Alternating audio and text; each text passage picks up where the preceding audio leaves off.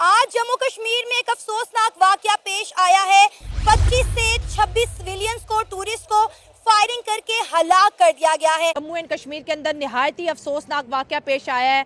पहलगाम जो कि बहुत ही इम्पोर्टेंट एरिया है जम्मू एंड कश्मीर का, जहां पर हर साल बहुत ही टूरिस्ट जाते हैं, उस एरिया को दहशत गर्दों की जानिब से निशाना बनाया गया है। और ये भी खबर आ रही है कि बाकायदा तौर पर जो जितने भी दहशत गर्द थे उन्होंने वहाँ के लोगों के ID कार्ड चेक किए और जिनके ID कार्ड पर हिंदू मेंशन था सिर्फ उन्हें ही निशाना बनाया गया है। अगर देखा जाए तो भारतीय मीडिया का ये भी कहना है कि हमारा बहुत बड़ा सिक्योरिटी फेलियर है, किस तरह हमारे नाक के नीचे इतनी बड़ी साजिश जो है होगी और किसी को कानो कान खबर तक नहीं हुई। दूसरी जानिब अगर हम ये देखें तो जम्मू एंड कश्मीर की इंडस्ट्री आर्टिकल 370 के बाद वहाँ का टूरिज्म बहुत बढ़ा था, तो डायरेक्टली इनडायरेक्टली कश्मीर के टूरिज्म को टारगेट किया गया है। लोगों के अंदर खौफ व हिरास फैलाने की कोशिश की जा रही है कि वो कश्मीर का विजिट ना करे। भारतीय मीडिया या भारतीय सरकार जो दावा कर रही है कि कश्मीर के अंदर अमन आ चुका है, कश्मीर सेफ हो चुका है, लेकिन इस वाक़े के बाद जो है अब लोगों के अंदर दिमागों में 100 सवाल जन्म ले रहे हैं। क्या वाकई कश्मीर सेफ है? और इन दहशतगर्दी के पीछे जो है लश्कर तैयबा का हाथ बताया जा रहा है। पाकिस्तान के अवाम की तरफ बढ़ते हैं और जानते हैं उनकी राय। सबसे पहले तो इसमें ना हमें एक चीज़ समझने की ज़रूरत है कि जहाँ भी इस तरह के कॉन्फ्लिक्ट्स होते हैं उसमें ये देखना ज़रूरी होता है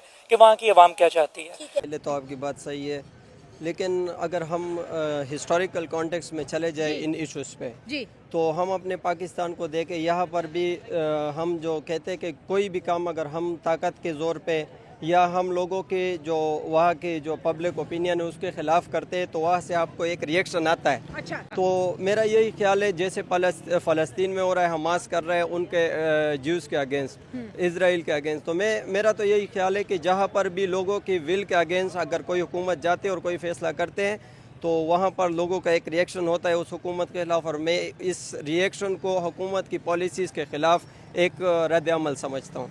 आपने कहा कि जैसे बलूचिस्तान वाला सारा सीन आपने मुझे लगता है जैसे बयान किया कि वहाँ पर अगर देखा जाए तो वो BLA ज़ाहिर है Baloch Liberation Army separatist movement है और उन्होंने अभी जो ट्रेन अटैक हुआ, लेकिन सर इस चीज़ एक लिंक है। देखें उधर भी ID कार्ड देख के अटैक किया, इधर भी ID कार्ड देख के अटैक किया। जम्मू कश्मीर के पहलगाम के अंदर जितने भी टूरिस्ट आए थे, अटैकर ने बाकायदा तौर पर उनके ID कार्ड चेक किए हैं। इंडिया तो कहता है कि जब हमने कश्मीर से 2019 में आर्टिकल 370 रिमूव किया था, उसके बाद से कश्मीर में हमने बड़ी डेवलपमेंट की और कश्मीर के हालात बड़े नॉर्मल हो गए हैं।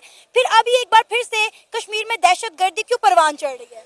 अच्छा, इसमें ना सबसे पहले तो आपको ये समझने की ज़रूरत है कि आर्टिकल जो 370 रिवोक किया गया था वो बेसिकली कश्मीर का स्पेशल स्टेटस खत्म करता है। बेसिकली आप सबसे पहले तो रूट कॉज को ही खत्म कर रहे हो ना।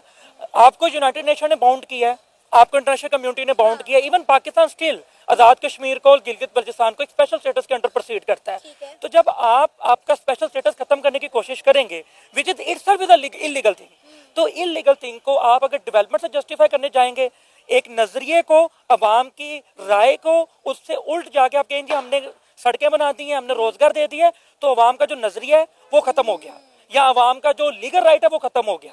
जब आप इस तरह के इकदाम करते हैं ना, उसका नुकसान होता है कि अवाम खुद जो है ना उस पर रिटेलिएशन आती है। तो इन जैसे इकदाम को सबसे पहले देखना चाहिए कि आपने रूट कॉज ही खत्म कर दी ना। यानी आपको ये लग रहा है कि ये जो दहशतगर्दी का वाकया पेश आया है, ये कश्मीरी अपने हक के लिए खुद खड़े हो गए हैं?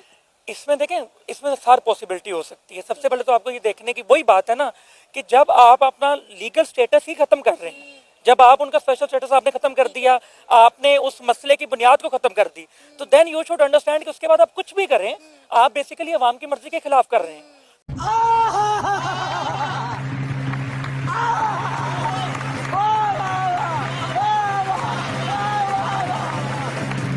तो जब आप अवाम की मर्जी के खिलाफ करेंगे तो इंसानी फितरत है कि इंसान कभी भी गुलामी कबूल नहीं करता। सर इंडिया जो है वो तो धड़ल्ले से ये बात कहता है कि UN को अपने फैसले के ऊपर गौर करना चाहिए कि कश्मीर जो है वो इंडिया का अटूट अंग है।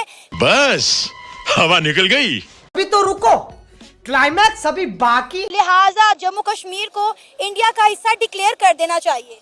कि ये रिएक्शन है जो इंडिया की पॉलिसीज़ कश्मीर में है। अगर टूरिस्ट कश्मीर जा रहे हैं क्योंकि अभी बर्फ़ पिघल गई और बहुत से लोग जा रहे हैं और जा भी रहे थे, पहलगाम के अंदर लोग खुशियां मनाने आए थे, अपनी फैमिलीज़ के साथ अच्छा टाइम स्पेंड करने आए थे, उन्हें तो नहीं पता था कि ये हमारी ज़िंदगी के आखिरी लम्हात होंगे।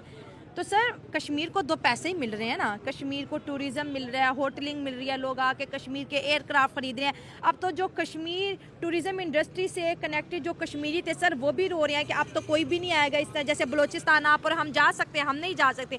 इस तरह कश्मीर के लिए जो भारत प्लान कर रहा था कि यहाँ पे हम बहुत कुछ बनाएंगे, जो इसको सबसे बड़ा हब बना देंगे, सर वो ख्वाब असल में अटैक के नज़र हो गए। देखिए मैम, आपको पता है कि कुछ चीज़ें होती है जो कि आवाम को भी नहीं पता होता कि क्या हो रहा है क्या नहीं हो रहा। सही है। ठीक है, अब देखिए दहशतगर्दी जो है ये अगर आप देखें तो 90% इसमें आवाम की तरफ से कोई इसका अमल दखल नहीं होता। आवाम